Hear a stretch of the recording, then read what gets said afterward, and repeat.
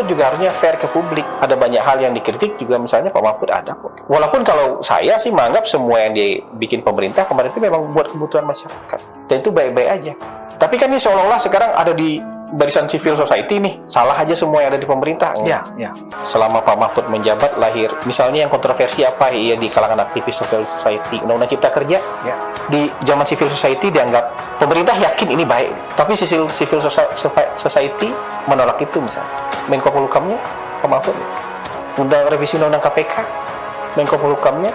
Segala kritik, cercaan, cemoohan publik pada Presiden Jokowi ini menunjukkan apa? Ini fenomena apa? Ya, ini karena sudah keterlaluan, kerusakan yang dibuat terutama di bidang demokrasi dan konstitusi. Pemanggilan Pak Jokowi dengan nama Mulyono itu semacam sindiran atau merendahkan gitu ya. Termasuk juga Pak Mahfud di dalam beberapa ceritanya menggunakan kata ganti Pak Jokowi itu Mulyono. Gua rasa orang yang paling patah hatinya di Pilpres ini tuh sebenarnya bukan Pak Ganjar tahu, tapi Pak Mahfud. Dan cuma karena salah kolam, ya jadi begitu. Pagi gue ngeliat nih kayak begini-begini nih, makin kayak ya ampun, kayak gini banget ya berada di kolam yang salah gitu. Kekuatan masyarakat sipil mulai muncul. Daya kritis mahasiswa sudah mulai kelihatan lagi kemarin. Ya. Kesadaran masyarakat bahwa sesuatu yang salah harus diingatkan, kalau perlu turun ke jalan itu berlangsung lagi. Ya. Energi itu berkumpul lagi. Sampai saat ini ya, opini publik yang terbanyak Pak Prabowo welcome. Ini kan yang dikejar di Pak Mulyono aja di mana-mana. Nggak ada tuh berteriak Prabowo. Pak Mulyono mesti Pak Jokowi kan? Pak Jokowi, Pak. Ya. Maaf. Ini nama aslinya Pak Jokowi, bukan Mulyono. Sekarang kita lihat Istana bersikap apa terhadap penamaan Pak Jokowi dengan Mulyono ini, Pak? Nggak ada respon tertentu soal itu. Mulyono ada kata-kata mulia di situ. Iya. Namanya bagus. Tapi ini kan kayak anak-anak kecil waktu sekolah dulu manggil temannya dengan nama bapak. Jadi baru olok-olok ya, Bang? Nama bapaknya sih bagus, cuman ketika dia manggil itu untuk sebagai bahan olok-olok. Jadi kita paham lah psikologisnya. Kira-kira yang tersakiti siapa? Menurut saya yang tersakiti yang ngomong kok.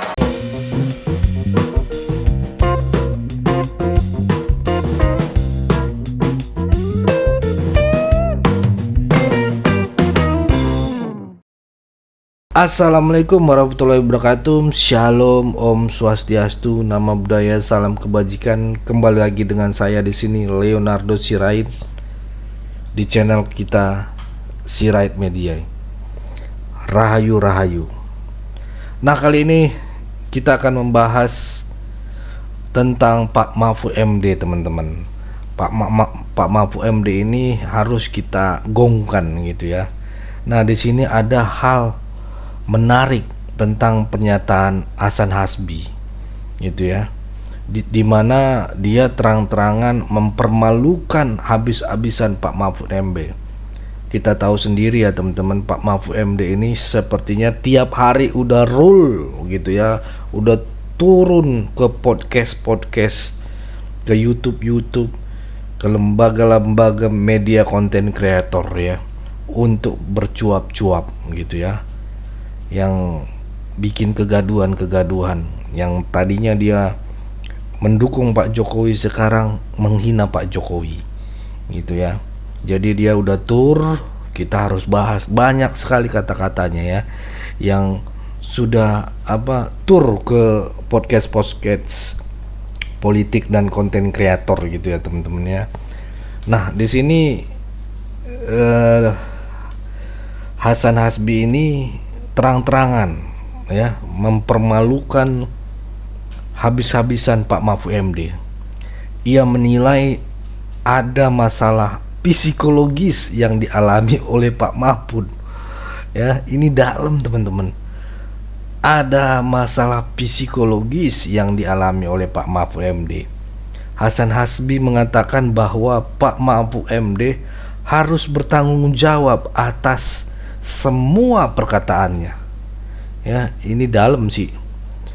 Hasan Hasbi ini juga mengatakan Pak Mahfud harusnya fair ke publik, jangan karena beda jalan gitu ya. Ataupun karena tuntutan dari pimpinan gitu ya, pimpinan yang mencalonkan beliau mungkin itu kan pandangan saya teman-teman. Boleh dong kita berasumsi ya kan, menyuarakan suara rakyat jelata inilah suara rakyat jelata. Mana tahu diminta tuntutan gitu kan. Nah, dan Hasan Hasbi ini memang mengatakan Pak Mahfud harus fair ke publik, jangan karena beda jalan. Mahfud malah marah-marah teman-teman, dan seolah semuanya salah presiden gitu. Semuanya salah presiden. Padahal dulu waktu Undang-Undang Cipta Kerja terbit teman-teman, dan revisi Undang-Undang KPK diterbitkan, banyak sekali civil society ini yang menantang gitu loh teman-teman, dan Pak Mahfud lah yang mengkonter semua serangan tersebut. Tapi teman-teman, kini Pak Mahfud malah seolah-olah berbalik, menghindar gitu ya, seolah-olah berada di barisan civil society dan menganggap semuanya adalah salahnya Pak Jokowi gitu loh. Ini kan aduh kacau nih Pak. Kalau dendam jangan sampai membabi buta lah Pak. Gak segitunya juga kali Pak. Ingat Pak, umur kalau dikasih kesempatan untuk hidup, ya ayolah, ataupun dikasih pekerjaan, ataupun ini untuk pengabdian yang baik Pak, buat negeri, biar amal ibadah diterima. Itu loh Pak, gitu ya. Jangan membabi buta, jangan mengolok-ngolok keras gitu. Jadinya kayak menjilat lidah sendiri. Gimana ya? Oh, bukan menjilat lidah sendiri. Seperti apa ya teman-teman ya? Menjilat air ludah sendiri. Oh, menjilat ludah sendiri itu lucu juga. Oke, saya revisi teman-teman. Menjilat air ludah sendiri gitu. Ya. Oke teman-teman, supaya tidak penasaran dan punya bukti, saya akan kasih lihat video berikut ini. Mari kita simak video berikut ini. Segala kritik, cercaan, cemoohan publik pada Presiden Jokowi ini menunjukkan apa? Ini fenomena apa? Seperti saya katakan pada beberapa episode sebelumnya, ini karena sudah keterlaluan kerusakan yang dibuat terutama di bidang demokrasi dan konstitusi. Nah, kalau menurut Bang Hasan, sikap yang dilihatkan oleh mantan Menko Polhukam Pak Mahfud 4 tahun sebagai Menko-nya Pak Jokowi, kemudian setahun karena nyapres kemudian mengundurkan diri, tapi sekarang kemudian seolah-olah menyerang habis-habisan, ya secara personal bahkan, itu menurut Bang Hasan anomali nggak sih sikap Pak Mahfud itu, atau sah aja karena dia punya sikap? Semua orang di negara ini berhak punya sikap, termasuk juga bebas berbicara. Esensi demokrasi kan, tapi harus bertanggung jawab, bisa dipertanggungjawabkan, termasuk juga mempertanggungjawabkan diri sendiri di depan. Kalau dipertanyakan misalnya, selama Pak Mahfud menjabat lahir, misalnya yang kontroversi apa ya di kalangan aktivis civil society, Undang-Undang Cipta Kerja, di zaman civil society dianggap pemerintah yakin ini baik, tapi civil society menolak itu misalnya. Menko Polhukamnya Pak Mahfud, Menko Polhukamnya Pak Mahfud. Unjuk rasa menolak Undang-Undang Cipta Kerja yang digelar gabungan mahasiswa sekota Palopo, Sulawesi Selatan berlangsung ricuh. Saling serang antara pengunjuk rasa dengan petugas keamanan pun tidak dapat dihindarkan. Kita beralih ke informasi lain, Saudara. Menko Polhukam Mahfud MD menyebut terbitnya Perpu Cipta Kerja telah sesuai prosedur. Soal kontroversi substansi, Mahfud mempersilahkan Perpu itu diuji di DPR dan Mahkamah Konstitusi. Menurut Mahfud, alasan kegentingan terbitnya Perpu sepenuhnya hak subjektif Presiden, serta Perpu Cipta Kerja terbuka diuji secara politik di DPR atau political review. Revisi Undang-Undang KPK, Menko Polhukamnya Pak Mahfud. Mantan Ketua Mahkamah Konstitusi Mahfud MD menilai revisi Undang-Undang KPK bermuatan hal positif untuk penegakan hukum. Menurut Mahfud MD, beberapa hal yang dianggap baik dari revisi Undang-Undang KPK diantaranya adanya SP3, Lembaga Pengawasan KPK. Mahfud MD yang merupakan alumnus Universitas Gadjah Mada ini menambahkan status aparatur sipil negara bagi pegawai KPK juga akan memperbaiki kinerja KPK. Jadi civil society sebenarnya juga kalau mau melihatnya fair kok. Yang kontroversi di zaman mereka juga Pak Mahfud ada di zaman itu kok. Pak Mahfud juga harusnya fair ke publik. Ada banyak hal yang dikritik juga misalnya Pak Mahfud ada kok. Walaupun kalau saya sih menganggap semua yang dibikin pemerintah kemarin itu memang buat kebutuhan masyarakat. Dan itu baik-baik aja. Tapi kan ini seolah-olah sekarang ada di barisan civil society nih. Salah aja semua yang ada di pemerintah. Ya. Gitu. Jadi menurut saya kita harus fair. Banyak hal-hal yang kita juga terlibat. Banyak hal-hal yang kita juga menjadi bagian itu di dalam. Jadi buat saya kalau kita yakin di masa itu kita menjalankan itu demi kebaikan, harusnya hari ini kita juga yakin. Jangan gara-gara kita berpisah jalan, kemudian kita kalah, kemudian kita marah-marah. Seolah semua ini salahnya presiden. Seolah 1 tahun terakhir Pak Jokowi sudah berubah drastis. Pak Jokowi menurut saya nggak ada perubahan apa-apa di diri beliau. Pak Jokowi yang sama 10 tahun yang lalu, Pak Jokowi 5 tahun lalu, Pak Jokowi juga seperti itu ya.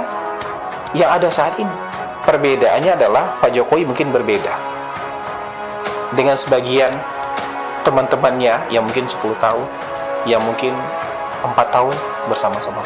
Beda jalan. Ketika dia beda jalan, ada orang yang dan mungkin nih Pak Mahfud juga mungkin belum move on. Belum move on. Mungkin. Jadi buat saya Belum move on dari kekalahan ya, Bang? saya nggak tahu, belum move on aja. Kan bisa juga patah hati. Gitu. Entah dari apa itu. Jadi presiden-presiden kita ini pasti punya kekurangan. Ya. Nggak mungkin lah. No perfect man. Nggak ada. Di seluruh dunia nggak ada. Pasti ada kelebihan dan kekurangan. Tapi saya yakin nih, di level pemimpin tertinggi ini kalau ditimbang nih, antara kekurangan dengan kelebihannya, pasti lebih banyak kelebihan. Ya. Ada keputusan-keputusan dia yang tidak tepat, mungkin iya. Tapi kalau kita timbang-timbang, ya, mana keputusan yang tepat, mana keputusan yang tidak tepat, pasti lebih banyak keputusan yang tepat. Karena kalau nggak sampai dia di titik itu. Ya. Kalau kita ini mungkin masih 50-50. Keputusan kita yang tepat dengan keputusan kita yang nggak tepat mungkin masih 50-50. Atau orang yang di level bawah lagi mungkin lebih banyak keputusan yang nggak tepat daripada keputusannya yang tepat. Makanya udah sampai di level itu, jangan sembarangan menghina orang. Seolah-olah orang ini jelek, nggak ada kelebihannya, nggak ada bagus-bagusnya. Kalau nggak ada bagus-bagusnya, nggak sampai dia di level itu. Padahal Pak Mahfud itu kan sudah termasuk pencapaiannya sudah sangat tinggi, Pak. Pencapaiannya sudah sangat tinggi. Tapi kok Saya nggak mau menjadikan ini persoalan pribadi dengan Pak Mahfud. Pak Mahfud orang baik. masalahnya gini, Bang. Termasuk misalnya mengenai nama Mulyono. Ya kan? Saya sebenarnya juga mau konfirmasi juga ke Bang Hasan masalah Mulyono ini.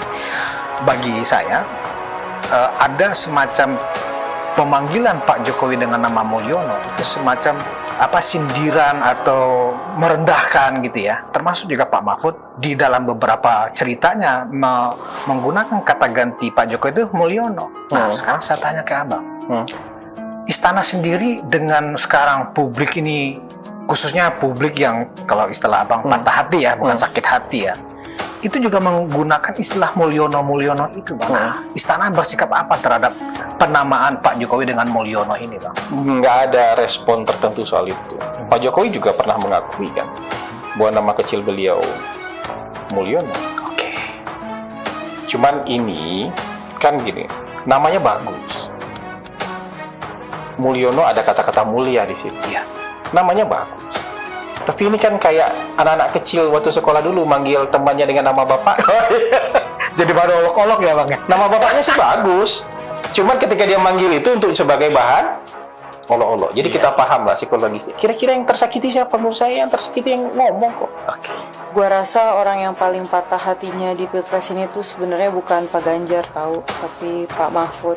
Lu bayangin ya, beliau itu tuh cawapres yang paling sempurna. Udah pernah di Trias Politika, 3-3 udah, pernah jadi ketua MK, DPR ya begitulah. Terus sekarang demi ngedampingin Pak Ganjar, beliau itu tuh sampai mundur dari jadi Menpol Hukam. Yang posisinya itu kan di sini banget gitu ya, di antara para menteri. Menpol Hukam itu tuh udah gitu beliau juga profesor, beliau juga pengalamannya seabrek. Dan cuma karena salah kolam, Ya jadi begitu. Pak sayang banget sih kalau sampai nggak dimasukin kabinetnya Pak Prabowo nanti, karena orang seperti Pak Mahfud ini tuh sangat baik sangat sayang gitu untuk dilewatkan. Apalagi gue ngeliat nih kayak begini-begini nih, makin kayak ya ampun, kayak gini banget ya berada di kolam yang salah gitu. Udahlah Pak, gabung aja lah Pak sama Pak Wowo. Makin lama tuh yang tersakiti tuh yang ngomong itu. Coba bayangin, kita julid sama orang, tapi orang itu makin membubung tinggi, kita di situ-situ aja. Atau kita malah makin terpuruk. Yang beracun akhirnya, maksudnya yang kemasukan racun itu orang itu apa kita? Kita mengumbar-umbar kebencian, itu beracun buat diri kita sendiri. Makin dia sukses, kita makin sakit. Padahal kita setiap hari merendahkan dia. Sama kayak orang-orang yang merendahkan saya juga, dibilang penjilat gitu. Juru bicara keluarga. Juru bicara keluarga atau apa. Tapi ya mungkin yang sekarang kemasukan racun mereka. Iya. Yang makin tiap hari sakit hati siapa? Kalau tiap hari sakit hati, kira-kira kita sehat apa enggak? Iya. Nah, Tiap hari kita mengumbar kemarahan, kira-kira kita sehat apa enggak? Makanya saya nggak mau nanggapi ini jadi misalnya urusan pribadi. Pak Jokowi juga jauh lah di atas itu levelnya. Nggak akan menanggapi ini sebagai persoalan pribadi. penjelasan Bang Hasan ini memang kita butuhkan, khususnya teman-teman yang pro ya, simpatisannya Pak Jokowi lah, ya kan? Artinya begini, selama ini kalau saya perhatikan di sosial media itu Bang, orang-orang yang anggaplah projo atau Jokowi maniak lah ya, merasa marah ketika dari kubu sebelah menggunakan nama Mulyono ke Pak Jokowi. Nah, dengan penjelasan Abang ini kan, oh Pak Jokowi nggak marah. Nggak marah. Itu ini clear jadi. Iya, dan beliau ngakuin itu nama. Iya. Nama beliau. Dan itu bukan sebutan yang jelek. Ya. Itu nama yang bagus. Itu namanya beliau Cuma kita dulunya. paham tendensinya. Iya. Sama kayak, oh iya teman kita nyebut nama bapak kita. Nama bapak kita bagus. Cuma dia panggil itu buat menghina kita Iya, kan. benar, Gitu. benar. Maksud dia buat menghina kita. Tapi yang kena racunnya di mereka, bukan kita. Benar. Pak Mahfud, udahlah. Kalau salah, ya katakan aja salah. Kalau kalah, ya udah ngakuin aja kekalahan Pak. Gak usah sekarang membusukkan Pak Jokowi. Rakyat juga tahu Bapak bagaimana. Kalau sakit hati, gak usah ikut kontestan Pak. Gak usah. Kita udah punya contoh Pak.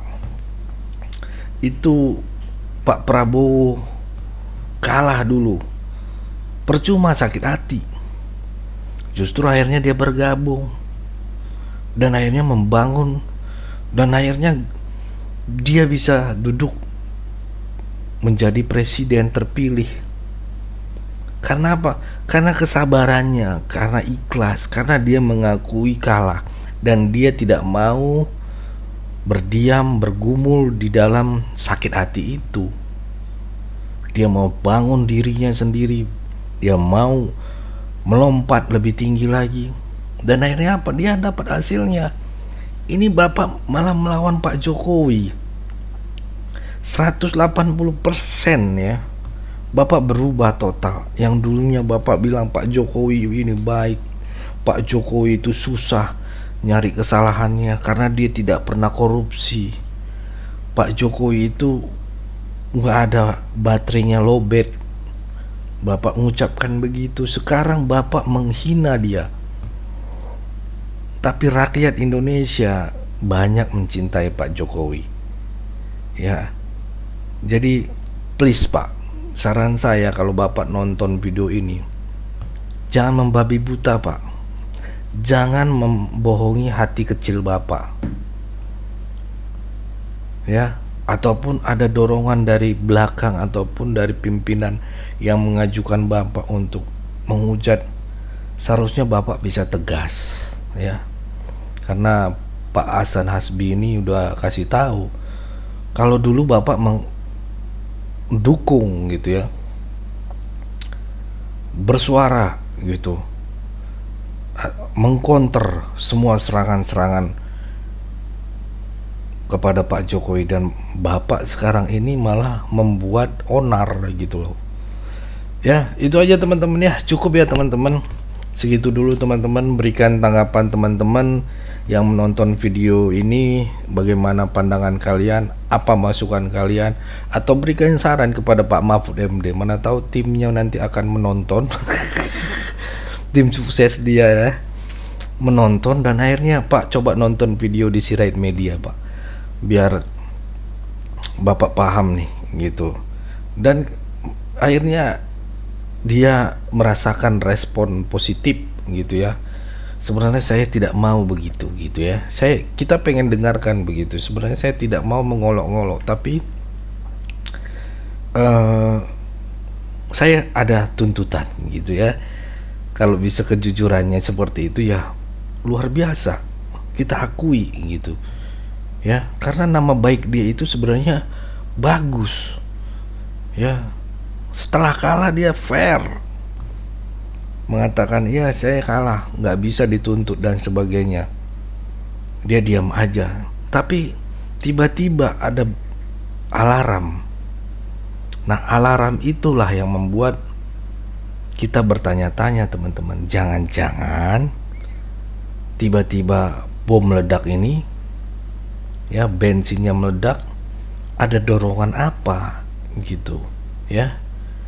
Ya itulah teman-teman ya, pesan saya, pokoknya tetap jaga persatuan Indonesia, jangan mau dipecah belah, jangan mau diadu domba, karena NKRI harga mati. Saya Leonardo Sirait mohon undur diri. Yang belum subscribe channel ini, subscribe please, please, please, please. Boom.